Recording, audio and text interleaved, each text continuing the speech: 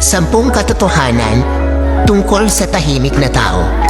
Una, ang tahimik na tao, madaldal talaga sila sa mga taong ka-close nila. Sila ay may 1 o 2 kaibigan lamang, yung totoong kaibigan. Pangatlo, mahiyain sila. Pang-4, madalas nagsasalita sila sa isip nila. Pang-5, sila yung may mga magandang ngiti at nakakatawang tawa. Pang-6, sila ay tapat sa kanilang karelasyon. Pang-7, sila ay mapagmatsyag sa lahat ng sitwasyon. Pang-8, tahimik sila pero iba kung magalit. Kaya wag na wag mong gagalitin. Pang-7, sinasarili nila ang nararamdaman nila kahit nasasaktan na sila.